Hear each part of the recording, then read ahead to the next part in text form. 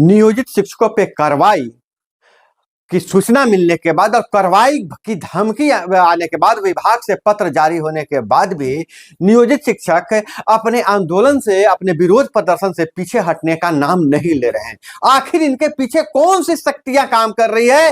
कौन सा चीज नियोजित शिक्षकों को ताकत दे रहा है? आखिर नियोजित शिक्षकों के पास तर्क क्या है और क्यों निश्चिंत हैं कि यह सक्षमता परीक्षा का विरोध करेंगे और बिना शर्त राजकर्मी का दर्जा लेंगे? आखिर कुछ तो कारण जरूर होगा कि नियोजित शिक्षक इतनी मजबूती से, इतनी ताकत से, इतनी मुखर होकर अपनी बातों को रख रहे हैं, जहां पहले बड़े बड़े आईएएस अधिकारी को भी मीडिया में बयान देने को नाम को लेकर के पाठक ने झाड़ लगा दिया है। लेकिन एक कर्मचारी शिक्षक, नियोजित शिक्षक जो राजकर्मी का दर्जा भी नहीं है, वह संगठन भी, वैसा कर्मी भी आज आंखें में आंखें डालकर बात कर रहा है और आंदोलन से पीछे हटने का नाम नहीं ले रहा है। तो जरूर ही कोई बड़ी वजह है और कोई बहुत बड़ा ताकत इनके साथ है। उन सारे बिंदुओं पर आपको चर्चा करते हैं और नियोजित शिक्षकों की जीत कैसे होगी इस पर भी हम चर्चा करेंगे। विभाग की आगे कार्रवाई क्या होगी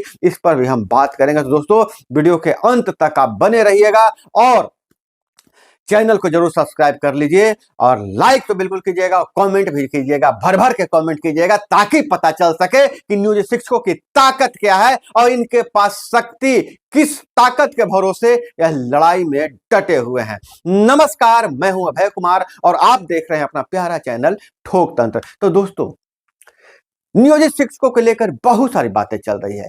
इनकी नौकरी जाएगी कि रहेगी, सक्षमता परीक्षा देना होगा कि नहीं देना होगा, और विभाग लगातार धमकी भरे पत्र, कहीं से कार्रवाई की सूचना आ रही है, लेकिन नियोजित शिक्षक लगातार अड़े हुए हैं, लगातार आपस में कन्वर्सेशन कर रहे हैं और जो एक आंदोलन की रूपरेखा तैयार कर रहे हैं। अब वही शिक्षक हैं जो एक बीओ के फोन से, बीओ की यानी की सूचना से हाथ उनका फूल जाता है और फिर वह मतलब जो कहिए हर बात को मान लेते हैं। आदमी गिनने से लेकर पशु पक्षी तक गिनते हैं, लेकिन आज वो आंखें में आंखें डालकर बात कर रहे हैं। कौन सी ताकत इनके पीछे है? तो सबसे बड़ी ताकत है नियोजित शिक्षकों की उनकी संख्या, भारी संख्या।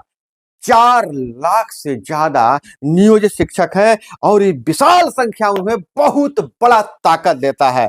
और दूसरी यह है कि अब तक हुए कोर्ट के जजमेंट नौकरी से हटाना नामुमकिन और गैरकानूनी है।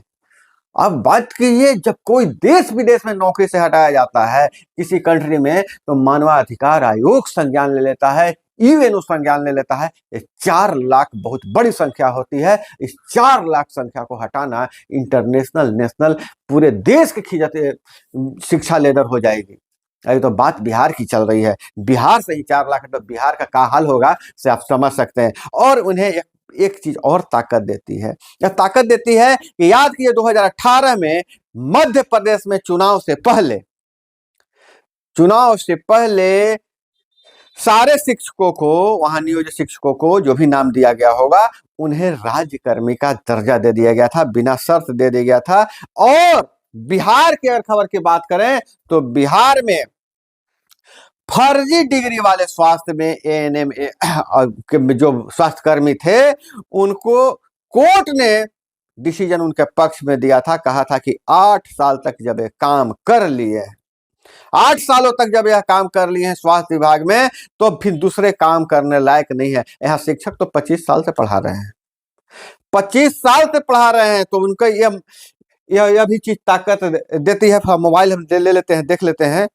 और सबसे बड़ा शिक्षकों के पास यह है कि जब हम असक्षम थे तो सरकार किस नियम के तहत हमारी बहाली की थी। 25 सालों तक बिहार के बच्चों के भविष्य के साथ खिलवाड़ क्यों किया गया, यह सवाल है नियोजित शिक्षकों का। और वही सबसे बड़ी बात है कि अगर सब कोर्ट ने कहा था कि जब इनकी कोई परीक्षा लिया जाए तो दक्षता उत्तीर्ण है, इससे यह सिद्ध हो गया है कि हम दक्ष शिक्षक हैं। और सब जो अभी तक जो भी मामला सामने आया है, आप देखते होंगे किसी भी तरह का एग्जाम है, उसकी एक उम्र सीमा रहती है। कोई भी वैकेंसी में उस उम्र सीमा रहती है। आखिर उम्र सीमा का क्या मतलब होता है? उस उम्र सीमा का मतलब यह होता है कि इस उम्र में परीक्षा लोग दे सकते हैं, क्लियर कर सकते हैं। तो हर परीक्षा की एक उम्र सीमा होती है। तो शिक्षकों को यह रिटायरमेंट के 2 साल पहले, 4 साल पहले, 5 साल पहले परीक्षा लेना कहाँ तक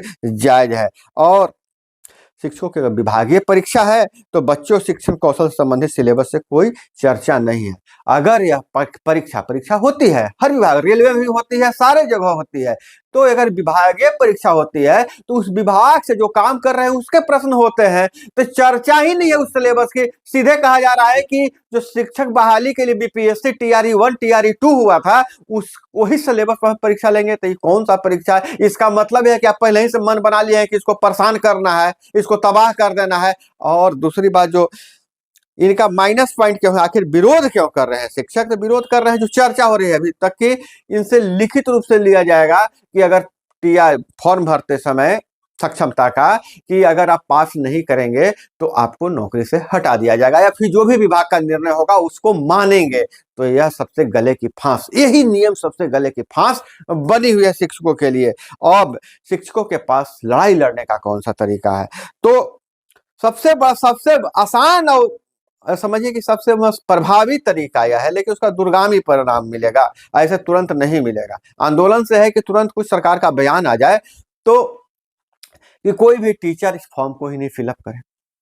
जब फॉर्म को ही नहीं फिलअप करे तो इतने सारे लोगों को एक साथ, सरकार को भी लड़ना मुश्किल हो जाएगा, विभाग भी नहीं लड़ पाएगा, इतने एक साथ वेतन भी नहीं बंद कर सकता है, नहीं तो हंगामा हो जाएगा। और लेकिन अगर फर्ज कीजिए कि कुछ शिक्षक फॉर्म भर देते हैं, अगर ऐसा निर्णय संघ लेता है कि फॉर्म नहीं भरना है लेकिन फिर भी शिक्षक फॉर्म भर देते हैं, तो यह आंदोलन कमजोर हो जाएगा। अब मान लिया कि फॉर्म जो शिक्षक भर दिए, शिक्षक जो फॉर्म भर दिए, अगर उनके फॉर्म भरने के बाद भी उनका पास भी कर गए, हो सकता है टैलेंटेड है, शिक्षक हैं, पढ़ा रहे हैं, पास कर गए, लेकिन क्या गारंटी है कि आप जो मेरिट लिस्ट में वैसा जगह आ जाइएगा, इतना मेरिट आपको आ जाएगा कि आप जिस जिले में हैं उसी में, या जो 3 ऑप्शन दिए हैं उसी जिले में जाए, आपको दूसरा जिला भी मिल सकता है। तो यह घाटे का सौदा हो जाएगा। और रही बात कार्रवाई की, तो कार्रवाई तो होना ही, कार्रवाई अगर एक एक कर पे होगा, सिंगल होगा, तो कार्रवाई होता है, होते रहेगा, शिक्षक भुगतते रहेंगे। लेकिन एकजुट होकर अगर संघर्ष करेंगे, क्योंकि इनके पास तर्क है, अगर बहुत चीज होगा एक साथ अगर हटाया जाएगा तो एक साथ कोर्ट में जाया जा सकता है, और कोर्ट फिर पूरे वेतन के साथ उनको बाइज्जत रखेगी, क्योंकि जो जजमेंट अब तक का बताता है, कभी भी किसी परिवार, किसी व्यक्ति को तबाह नहीं करता है। और रही बात प्रदर्शन के कारण कार्रवाई के, तो मौलिक अधिकार में है, अपनी हम मांगों को लोकतंत्र में रखते हैं, और इसी लोकतंत्र के बदौलत हमारे देश में प्रधानमंत्री हैं, मुख्यमंत्री हैं, सारे लोग इसी लोकतंत्र में आजादी, लोकतंत्र में जो मौलिक अधिकार मिला है, इसी के बदौलत राज कर रहे हैं। तो शिक्षक जो लोकतंत्र को पढ़ाते हैं, अगर शिक्षक नहीं बताएं लोगों को उनका अधिकार, तो लोग को पता ही नहीं चलेगा। और तो अपना अधिकार भी शिक्षक जानते हैं, और इस अधिकार के, इस कानून के दायरे में शिक्षक संगठन अपना आंदोलन जारी रखेंगे, जहां तक अब तक बात हुई है लोगों से, जैसा लोगों ने बताया। कुछ कानूनविदों से हमने बात की, जो कानून के जानकार है, उन्होंने कहा कि असंभव है इतने सारे लोगों को नौकरी से हटा दिया जाए। हालांकि नियम कानून बनाया जा सकता है। अब हटाने के लिए अगर संविधान में परिवर्तन कर दीजिएगा तो बात अलग है, लेकिन नेशनल और इंटरनेशनल कानून में भी ऐसा नहीं है कि जिससे आप काम ले लिए हैं 8 साल 10 साल, और उसको यह कह के आप हटा दीजिए कि अब आप योग्य नहीं हैं। छटनी भी होती है, कंपनियां छटनी करती है, तो कैसे हटाती है आप देखते होंगे, बहुत सारे प्राइवेट कंपनियों में छटनी होती है। तो छटनी वहां पर काम नहीं है यह रोना रोया जाता है, बजट नहीं है यह बताया जाता है, ऐसा नहीं कहा जाता है कि अब आप काम के लायक ही नहीं है, आपको काम ही नहीं आता है। तो भाई इतना दिन से काम करने के बाद भी काम नहीं होता, तो एक्सपीरियंस होता है, तो और धीरे धीरे घिस घिस के काम खत्म हो जाता है। तो दोस्तों अपनी राय जरूर दीजिएगा। आप, एक प्लेटफॉर्म ऐसा है, आप के लिए ही है। ये सोशल मीडिया का प्लेटफॉर्म है, यूट्यूब का प्लेटफॉर्म है, आपको हम प्लेटफॉर्म दे दिए हैं। आप अपनी बात रखिए, जो हजारों शिक्षकों तक, लाखों शिक्षकों तक पहुंचे, और वीडियो को भी फैलाइए ताकि उनको अपना अधिकार पता चल सके। तो दोस्तों, इस वीडियो में बस इतना ही। और अब तक क्या चल रही है, जो बैठक चल रही है शिक्षक संगठनों को, अधिकारियों के बीच बैठक चल रही है, और कुछ नए पत्र भी जारी होंगे जिसे लेकर मैं जल्द ही आने वाला हूं। तो अपना बहुत बहुत ख्याल रखिएगा। और एक बात और, चैनल को सब्सक्राइब किए हुए बिना नहीं जाइएगा। लाइक ठोकिए, कमेंट दबा के कीजिए। मिलते हैं अगली वीडियो में। जय हिंद, वंदे मातरम।